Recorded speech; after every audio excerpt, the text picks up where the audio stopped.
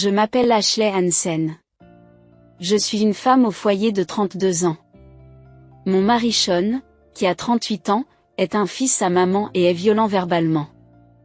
Nous formons une famille de 4 personnes, dont notre fils de 10 ans et notre fille de 8 ans. Depuis mon mariage, je vis avec les parents de mon mari. Depuis plusieurs années, je suis perturbée par les caprices de ma belle-mère.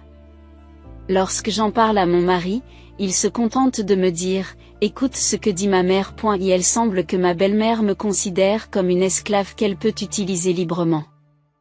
Elle m'appelle juste après le réveil en me disant « Viens me réveiller tôt » et ma journée commence en la tirant du lit avec mes mains. Je l'emmène ensuite dans la salle de bain, je l'aide à se changer, puis je la guide jusqu'au salon pour le petit déjeuner.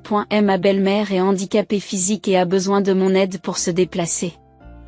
Le matin surtout, elle a du mal à marcher, mais l'après-midi, son corps se détend un peu et elle peut marcher lentement. Apportez-moi vite du thé chaud. J'ai fini de manger. Oui, l'eau va bientôt bouillir, réponds-je, avant de me faire crier dessus. Pourquoi n'as-tu pas fait bouillir l'eau avant? Tu sais que je prends toujours du thé après les repas. Hier, elle m'a dit, ne fais pas bouillir l'eau avant que j'ai fini de manger. On dirait que ma belle-mère aime me faire souffrir. Je suis mariée à Sean depuis 10 ans, mais les difficultés de marche de sa mère ne sont apparues que ces 5 dernières années. Et elles semblent s'aggraver malgré les visites à l'hôpital. J'ai proposé de marcher ensemble comme forme de rééducation, mais elle ne m'écoute pas avant qu'elle n'ait des difficultés à marcher. Nous faisions la cuisine et les courses ensemble et nous nous entendions bien. Progressivement, elle est devenue verbalement violente à mon égard et a commencé à me traiter comme une esclave. Elle avait l'habitude de m'appeler H, mais maintenant elle m'appelle Red. Malgré cela, je me suis souciée d'elle et j'ai dépendu d'elle dans le passé. J'essaie donc d'accepter la situation difficile actuelle, mais je me sens triste lorsque je me souviens de la façon dont elle était auparavant. Bien sûr, je consulte mon mari tous les jours à ce sujet. Mais tout ce qu'il me dit, c'est d'écouter ce que dit ma mère et il ne m'écoute pas du tout quand je parle de son état de santé. C'est pourquoi j'enregistre des vidéos pour prouver que je l'ai informé chaque fois qu'il se passe quelque chose, afin qu'il ne puisse pas dire « Je ne savais pas ». Je n'étais pas au courant. Après une journée passée à se faire crier dessus et à obéir à des ordres déraisonnables jusqu'à ce que ma belle-mère aille se coucher, un coup de téléphone de ma belle-sœur a encore aggravé la situation. Suzanne rentre à la maison parce qu'elle va accoucher, alors assure-toi de bien t'occuper d'elle. Je n'avais même pas entendu dire qu'elle était enceinte, et encore moins qu'elle était mariée, et voilà qu'elle revient pour accoucher. Mère, quand Suzanne s'est-elle mariée? Je ne le savais pas. Je viens de l'apprendre aussi. Mais elle a dit qu'elle revenait. As-tu un problème avec ce que j'ai ordonné? A-t-elle crié bruyamment? D'après ses paroles, j'ai compris que je n'étais considérée que comme une esclave et une gardienne de Suzanne. J'ai jugé que lui demander davantage ne ferait que la contrarier davantage, j'ai donc répondu que oui, je comprenais et j'ai mis fin à la conversation. Lorsque je suis sortie acheter des ingrédients pour le dîner et que je suis rentrée à la maison, il y avait des piles de cartons devant l'entrée. Mon fils s'est précipité vers moi, comme s'il attendait mon retour. Maman. Tata dit qu'elle va vivre ici. Elle dit de faire de ma chambre la sienne. Fais quelque chose, dit-il. Puis ma fille est arrivée en courant. Ils disent que je dois partager une chambre avec mon frère. Nous pouvons mettre 2 lits, mais il n'y a de place que pour un bureau, ont dit les enfants. L'air mécontent. Je me suis approchée de ma belle-mère dans le salon pour vérifier la situation. Ma belle-mère me dit que ce que les enfants m'ont dit est vrai. Mais elle s'est mise à parler au-dessus de moi. Oui, si les enfants vous l'ont dit, dépêchez-vous de déplacer les affaires de Tom dans la chambre de Mia. Et pour le dîner, Suzanne veut manger un steak, alors préparez-le.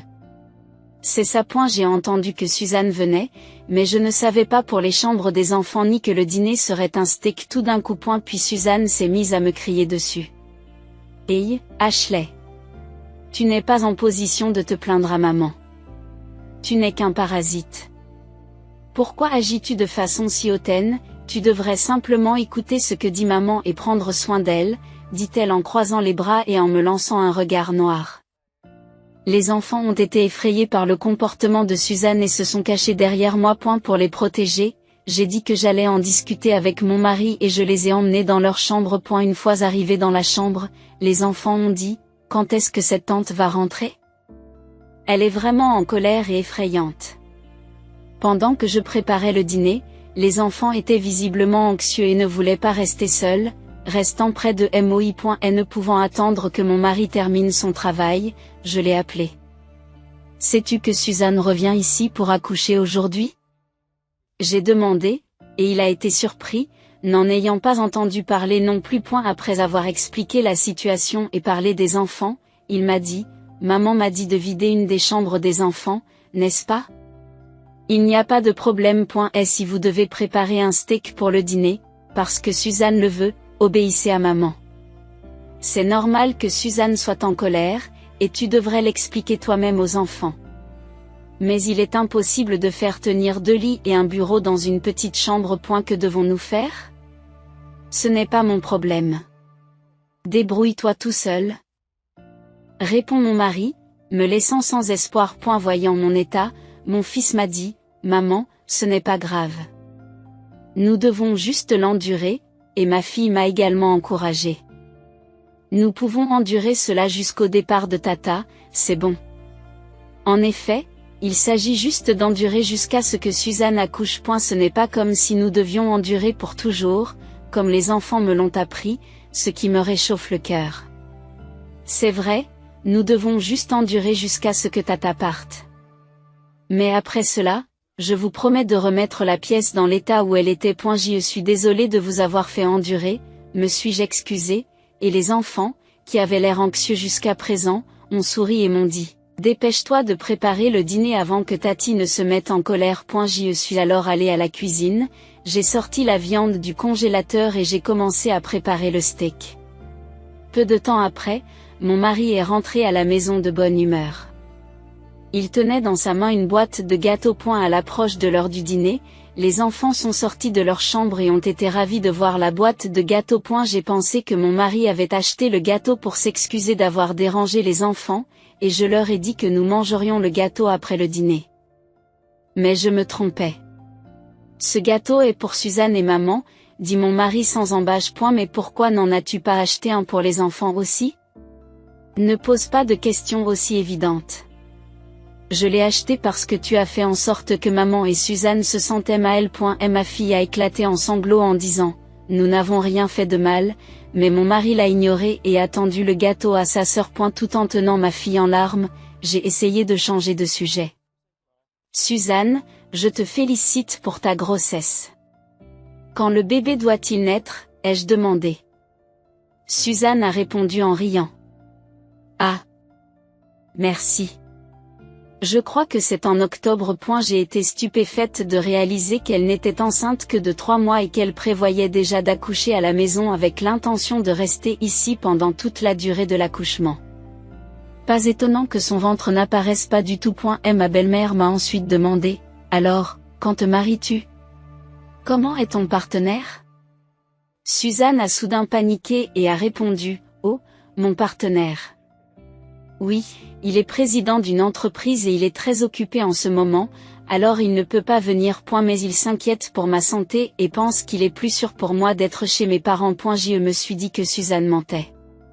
Et d'après sa réponse précipitée, il y a de fortes chances que non seulement la grossesse mais aussi le mariage soient inventés de toutes pièces. Résolu à découvrir la vérité, j'ai décidé d'appeler l'appartement et le lieu de travail de Suzanne le lendemain. Après m'être occupée de ma belle-mère et avoir accompagné mon mari et mes enfants, j'ai dit à ma belle-mère que j'allais sortir un peu et j'ai quitté la maison.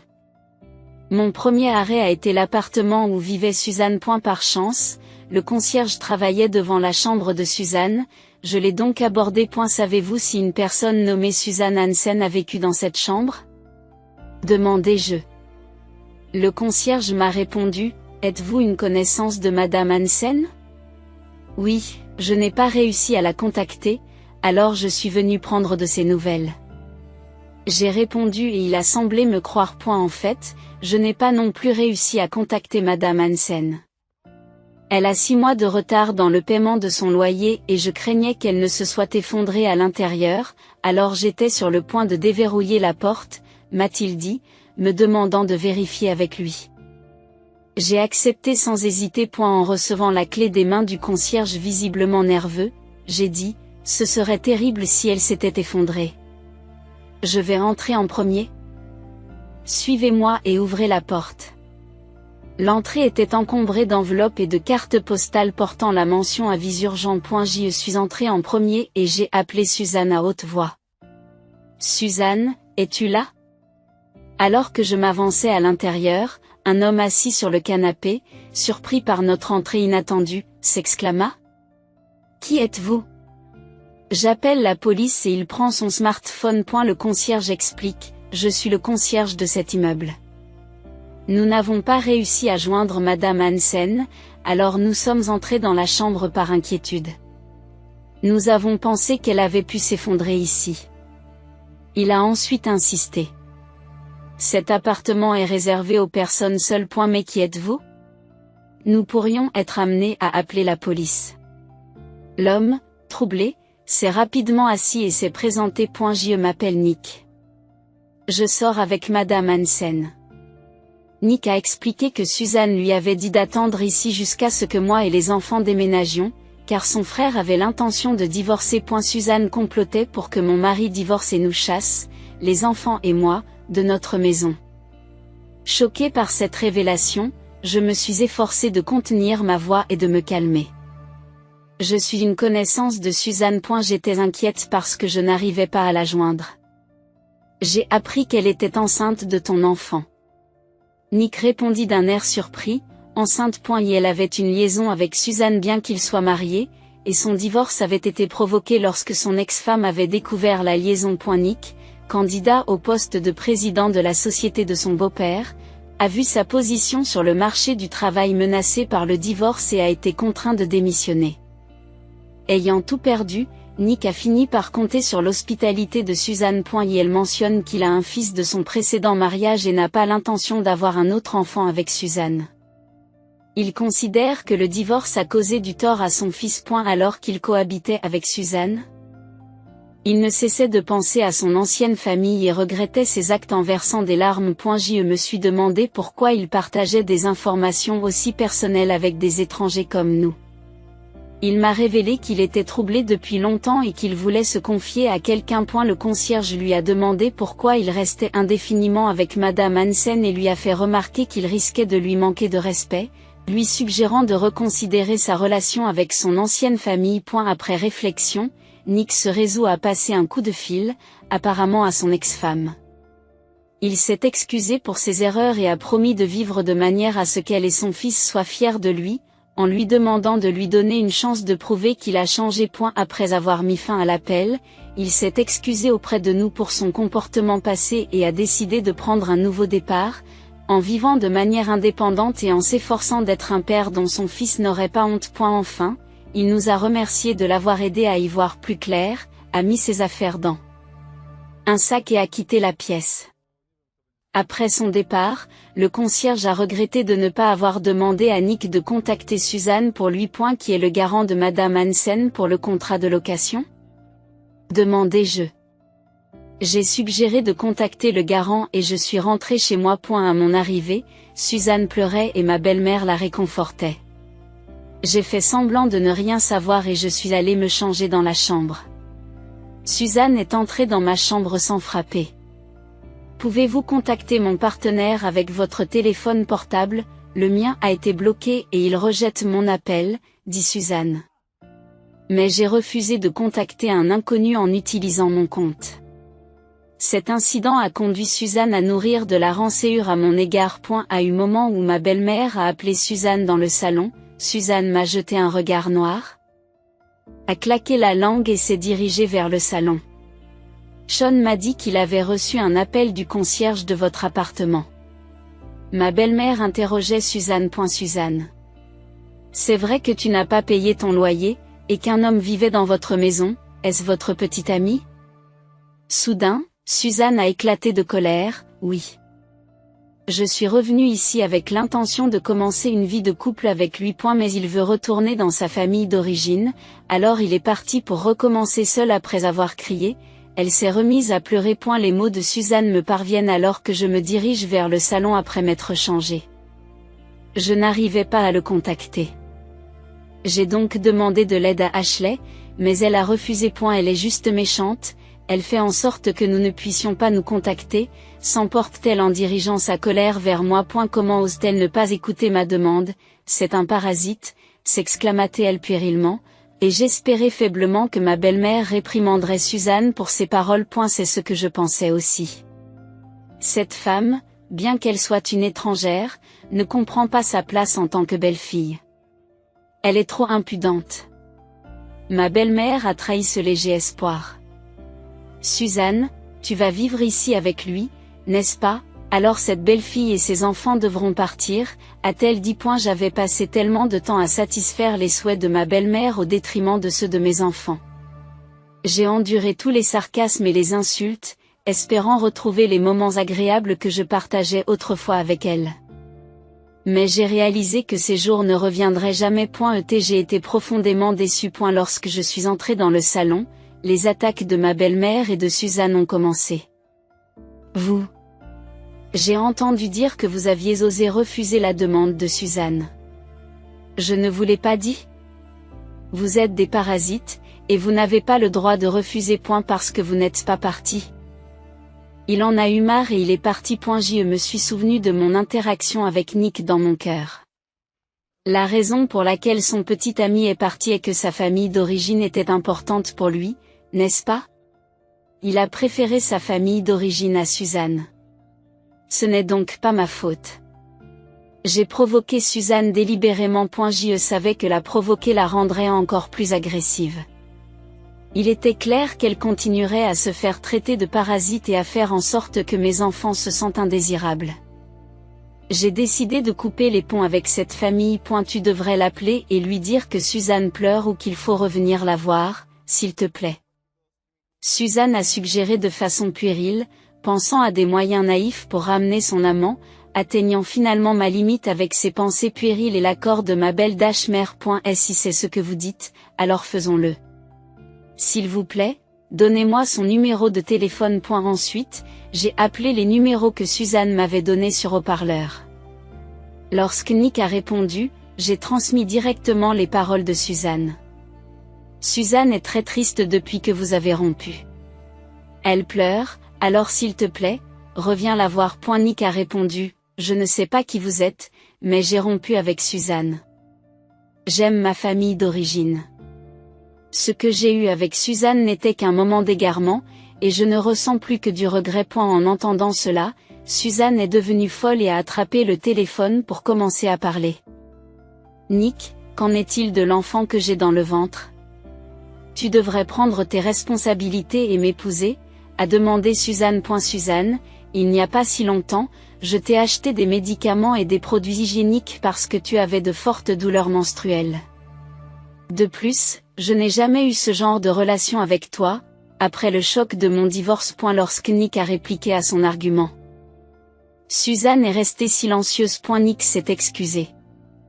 Je suis désolée et j'ai raccroché. J'espérais qu'il comprendrait maintenant que Nick avait quitté Suzanne pour retourner dans sa famille d'origine. Pas à cause de moi, mais naturellement, ce n'était pas le cas. Dès que l'appel s'est terminé, Suzanne m'a engueulé, ce n'est pas parce que ça ne te regarde pas que tu n'as pas parlé avec assez de passion. Si tu l'avais fait, il serait peut-être revenu. Suzanne a commencé à crier. C'est de ta faute s'il est parti, alors qu'elle est une adulte de 35 ans, 3 ans de plus que moi, confrontée à des accusations qui seraient typiques d'une querelle d'enfant. J'étais abasourdi. En entendant la crise de Suzanne, ma belle-mère a dit, c'est vrai, tout est de ta faute, tu es vraiment un parasite. Quitte cette maison immédiatement. Comme prévu, j'ai répondu, j'ai compris et j'ai commencé à faire mes bagages. Le soir, lorsque les enfants sont rentrés de l'école, je leur ai dit, je vais divorcer de votre père et quitter cette maison. Après une brève réflexion. Mon fils aîné a souri et a dit que ce serait mieux. Ma fille a souri de la même façon. Grand-mère et tante étaient effrayantes, je voulais donc partir rapidement. J'ai demandé aux enfants si vous vous sentiriez bien sans votre père, ce à quoi mon fils a répondu. Papa n'a jamais été de notre côté ou de celui de nos mères, alors ça va aller. Ma fille m'a demandé si nous allions vivre chez ta grand-mère de ton côté. Et elle n'y avait que nous trois, et il semblait qu'elle ne s'inquiétait pas du tout pour son père. Peu après, mon mari est rentré à la maison. Alors que je faisais mes valises et que je ne le saluais pas, il est entré dans la pièce, furieux d'avoir entendu l'histoire de sa mère et de sa sœur. C'est là que commence le dernier scénario que j'avais imaginé. Tu as contrarié maman et Suzanne. Je ne t'ai pas dit d'écouter maman? Il répète sa phrase habituelle. Je comprends. C'est pour ça que j'écoute et que je quitte cette maison. Aussi, s'il te plaît, signe ça. J'ai jeté un regard noir à mon mari et j'ai étalé les papiers du divorce devant lui. Où iront les 3 parasites maintenant qu'il a commencé à signer facilement? Même si vous divorcez, un parasite sans emploi comme toi ne peut pas subvenir aux besoins de 2 enfants, n'est-ce pas? A-t-il dit en retournant dans le salon. J'ai alors appelé mon frère et lui ai demandé s'il pouvait venir nous chercher avec un camion demain matin. J'avais déjà discuté avec mon frère du comportement de ma belle-mère et de mon mari, et je l'avais informé de l'arrivée soudaine de Suzanne. Mes parents avaient appris toute la situation par mon frère et m'avaient conseillé de divorcer. La conversation a donc été rapide. À eu téléphone, mon frère m'a encouragé. Ashley, tu t'es bien débrouillée jusqu'à présent. Ne te fais pas de reproches. Je me suis sentie un peu soulagée. Le lendemain, mon frère et ses collègues sont venus avec un camion. Ils nous ont aidés à déménager rapidement nos affaires. Suzanne, qui observait froidement la procédure les bras croisés, a à peine réagi lorsque j'ai dit « S'il vous plaît, prenez soin de votre mère ». Elle est entrée dans la maison sans expression. Notre nouvelle maison était une chambre familiale dans un immeuble appartenant à mon père, situé juste à côté de la maison de mes parents. En raison d'une vacance, nous avons pu la louer à bas prix. Mes parents nous avaient proposé de vivre ensemble, mais après avoir été traités à plusieurs reprises de parasites par la famille de mon mari, je n'ai pas voulu m'imposer. Les enfants étaient ravis de leur nouvel appartement. Ils avaient déjà choisi leur propre chambre et aidaient joyeusement au déballage. C'était un moment de guérison que d'entendre leur rire pendant longtemps. C'est alors que mon téléphone a sonné. C'était mon ex-mari qui s'affolait. Maman a des problèmes. Elle dégouline d'excréments. Elle appelle l'esclave pour qu'il la nettoie, alors venez vite. Pourquoi devrais-je venir? J'ai répondu avec désinvolture. Bien sûr que tu dois venir. Maman a dit que tu devais le faire. Dépêche-toi. Toute la maison pue. Comme s'il avait oublié que nous étions en train de divorcer. J'ai répondu, quoi? Je suis un parfait étranger maintenant, tu sais, et il a explosé de colère. Après m'être occupé de 3 parasites pendant si longtemps, tu ne peux même pas en faire autant. Je pouvais supporter d'être traité de parasite, mais j'ai atteint mes limites lorsqu'il a parlé des enfants. Saviez-vous que votre mère était atteinte de démence? J'ai parlé du diagnostic de l'hôpital à plusieurs reprises, mais vous n'avez probablement pas écouté. J'ai même une preuve vidéo. Je n'irai pas chez vous, où vous traitez mes précieux enfants de parasites, puisque c'est l'odeur de votre mère bien-aimée. Voyez-le comme un désodorisant et supportez-le.